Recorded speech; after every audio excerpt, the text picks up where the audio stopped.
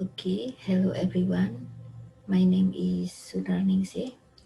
I am an archaeologist from Balai Arkeologi Kalimantan Selatan, Indonesia. Balai Kalsel is an institution under the Ministry of Education and Culture, which has a duty to conduct archaeological research in Kalimantan provinces. Okay, let me share screen.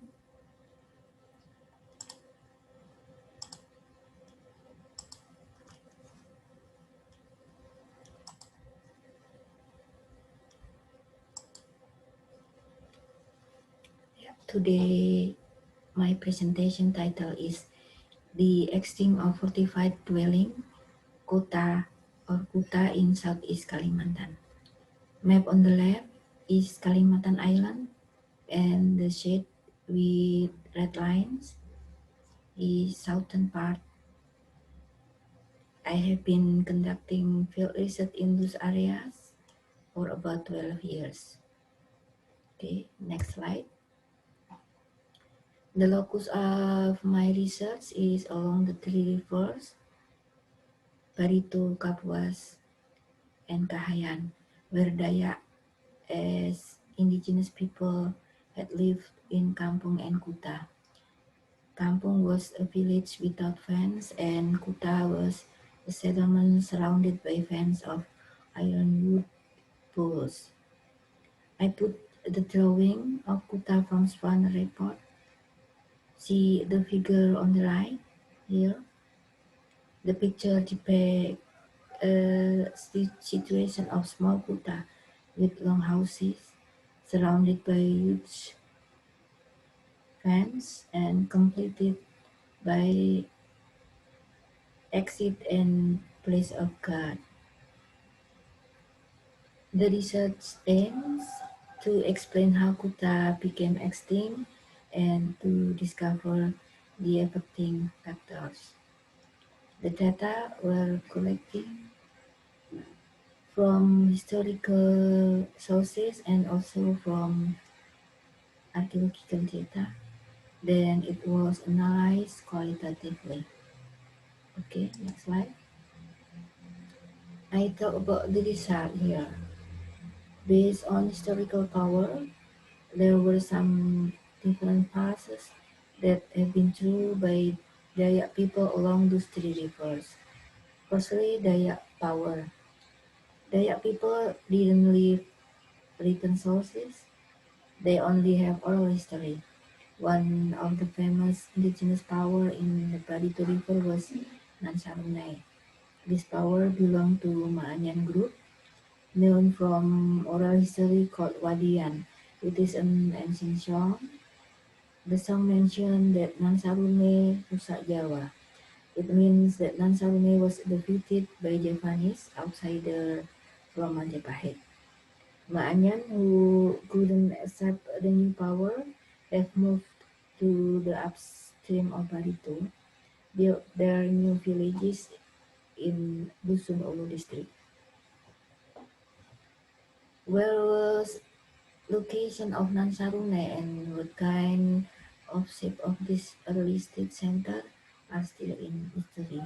However, there is a kuta called Batago that found during the field research from 2017 to 2019. It is located in the downstream of Kapuas River, and maybe Batago has the same pattern as the center of Nansarune. We can see map on the right here. Kota Batago is a huge fortified dwelling, has an oval shape with 3 kilometers in circumference, surrounded by canal and ironwood poles, and split by an ancient river, namely Colonial. The leader and their families live inside port, while commoners live outside canal along the Colonial River. Okay, then we move to the secondly power. The power of Negara Dipa and Negara Daha. Based on Hikayat Banjar, it was arisen by Ampu Jatmika from Majapahit Kingdom. The remains of these rules were found along the Negara River. It is a tributary of Barito River, settling the power of Banjar Kingdom. According to Hikayat Banjar, as an Islamic sultanate, the first king, Prince Suryanata, had defeated Negara Daha by the assistance.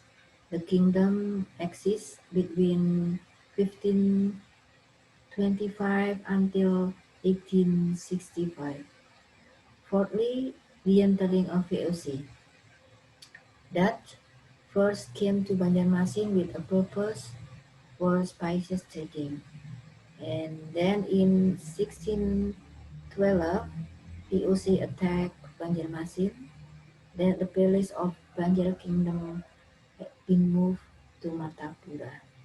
After that, the Banjar Kingdom was inseparable from feud between royal families, and the Dutch government began to exert more influence on the internal government of the Banjar Sultanate. During this time, the missionary came first to Banjarmasin was Catholicism by Father Antonio Ventibilia from Portuguese in 1689, then followed by missionary from Germany who brought Christianity in 1835. Furthermore, the Dutch gained control and the southeastern part of Kalimantan became a region with the name of Zeu and Oos, turned after of Borneo. The center was in Banjarmasin. Some headmen of huge Kuta were appointed as Toemenggung, being leader of some districts under the Dutch government. Okay, then we discuss about indigenous belief. Dayak's belief is called Kahayan. Although the people were still embraced with their religion, it have gained an influence from both Hindu and Islam.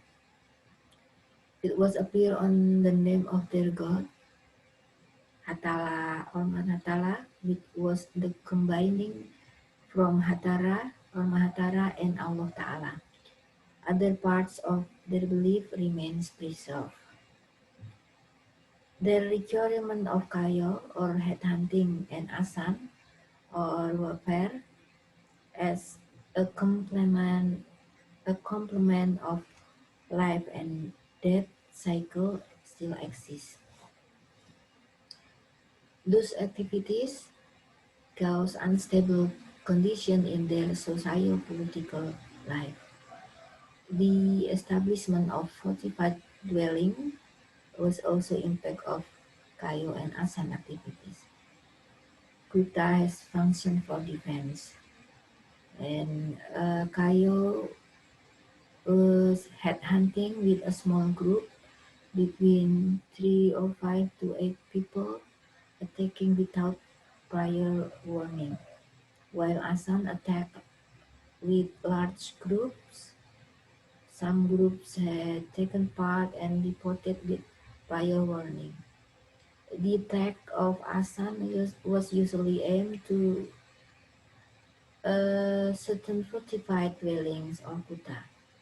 Based on the report of Swanner expedition on those three rivers from 1842 to 1847, the distribution of Kuta can be seen in the next map. Okay, we go to the next slide. Here, the map shows the flow of the three rivers. Barito River is in the right. Here you can see, and the middle is Kapuas River. In the left, it is Kahayan River. Swanner recorded that there were 5 kampung and 9 kuta along the Barito River. while in the Kapuas River there were 9 kampung and 26 kuta. And along the Kahayan River there were 84 kampung and 62 kuta. The existence of kuta and kampung then was traced back based on the similarity of the village names, which are still in use recently, and evidently not all of their location were known.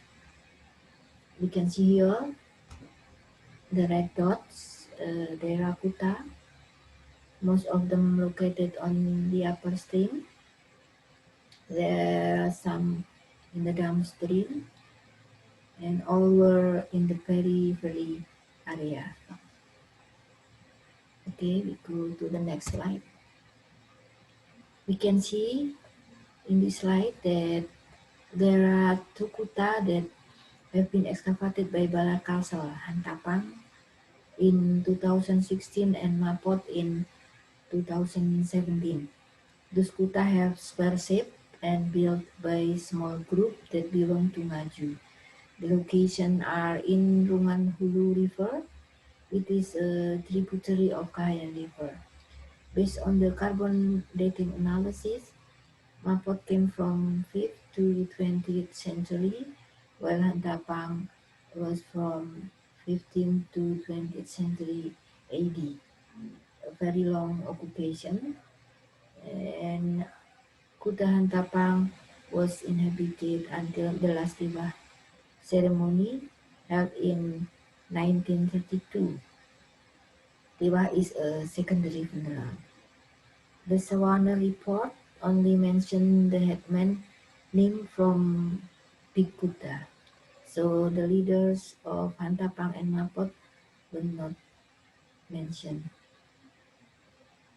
Okay, we go to the next slide. We move to the phase of colonial power.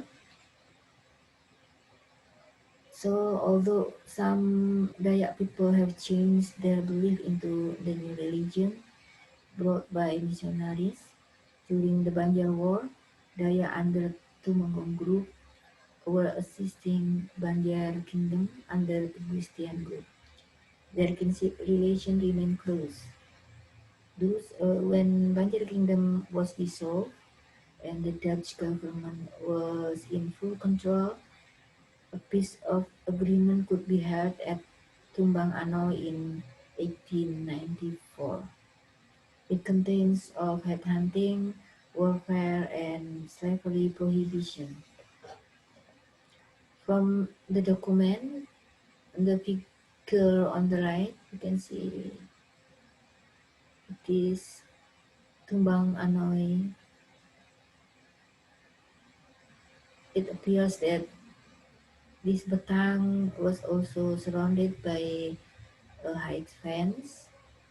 I put the red line on the picture as the sign of the huge fence.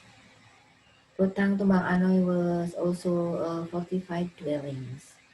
And the figure on the left depicts situation of Tumbang Anoi village after the agreement was approved. Their houses face the river without fence. It seemed that the peace agreement caused the Dayak people's life had completely changed. From the above explanation, I conclude that headhunting and warfare activities as the part of their belief were very important and directly affected their way of living.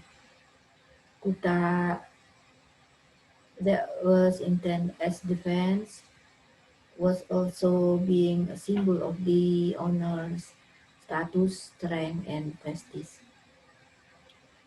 And then along with the entry of missionary and colonial power, those activities which were full of symbolic meanings but unfortunately caused instability in the social life of the community made the loss of the sense of security finally could be stopped by mutual agreement. These changes resulted the abandonment of fortified dwellings. Okay, that's all my presentation today. Thank you very much.